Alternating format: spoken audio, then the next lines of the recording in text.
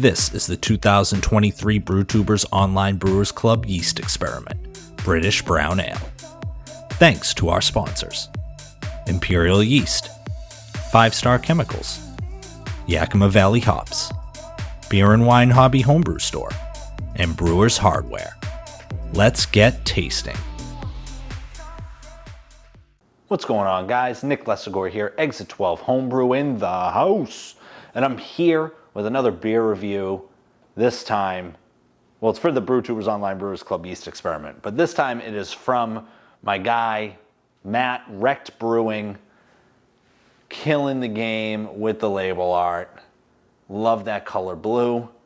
And listen, for you Brewtubers out there, brewers in general, if you're looking to give information about your beer, nobody does it the way my guy Matt does.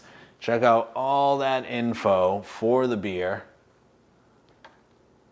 I mean, gives me everything I need. And I can't say much more than that in terms of how much I appreciate this dude. 6% ABV, 27 IBUs, nerdy stuff he put, mash pH, OG 1.054, FG 1.008, 6% is a solid alcohol by volume. The beer, the yeast he used in this beer, we all brewed the same brown ale, if you don't know, utilized a different yeast. 8 beers, different yeasts. You get to try instead of brewing 8 beers on your own. Really, really cool. WLP006, Bedford British Ale Yeast. I'm noticing White Labs stepping up their game. A lot of people are using their yeast. So, ferments dry, flocculates very well, produces distinct ester profile. The yeast yields a full mouthfeel, perfect for creating English-style ales, including bitters, pale ales, porters, stouts, and browns. So, really excited to wreck into this. You know what I'm saying? Let's pop this thing open. Oh God, what a pop! The best pop we've had. Matt Wrecked Brewing wins the pop game. Look at that. Nice bublaze, nice carb coming up. You can already tell this thing's gonna be a bangarang. A bangarang. Not gonna put all the kids in the pool. I'm not gonna pull a Kurt. Love you, buddy. All right, so look at the head on that thing. God. Finger and a half. That's a fingy. That's a fingy and a half. That's solid.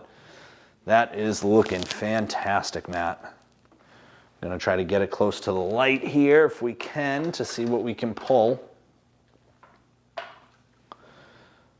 In terms of, yeah, you can see through it pretty nicely. So looking at it, it's got a little bit of haze. Tiny, tiny bit of haze. But you can see the bubbles coming up from it, which is important for this style and really nice. The head is more khaki. It's not white, which is nice. It's what's interesting is a lot of the beers in this experiment, the head has been like more white. This one's like way more less white. Like it's borderline khaki. I mean, this thing looks a lot different than some of the other ones, which is nice. I'm gonna get a nose on this. God. Huh. Nutty, roasty, toasty. This is the most roasty, toasty of the ones that I've had to this point. Not sweet, not sweet. Nutty, roasty, toasty. That's what I get. All right. The sweetness is kind of coming. Maybe it's presenting more as ethanol than actual sweetness, but the sweetness is coming right now. But this thing is still roasty, toasty, and nutty like you read about. Yeah, I'm getting a different type of sweetness. This is more of a dense sweetness. I'm not getting like candy sweetness like I have on some of the other ones where I mentioned sweetness. This is more like a molasses.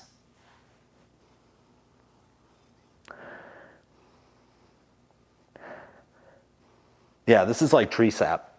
This is like tree sap, nutty, very slight fruity, but more tree sappy, molassesy kind of character.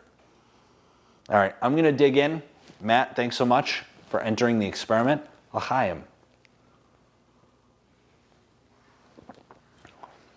Dang. All right.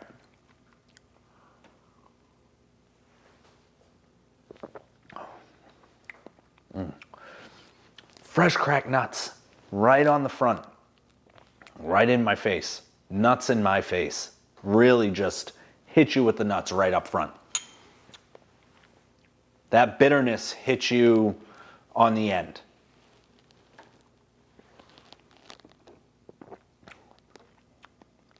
Oh yeah. It does do this like little ethanol thingy, kind of in the middle, which I guess makes some sense, 6%. It's dry as a mug. I mean, the thing is dry. 1.008 makes sense. It's super dry, more dry than the other ones. For the ABV, for it to clean off the palate as quickly as it does is really impressive. And I think that speaks to how low the FG got.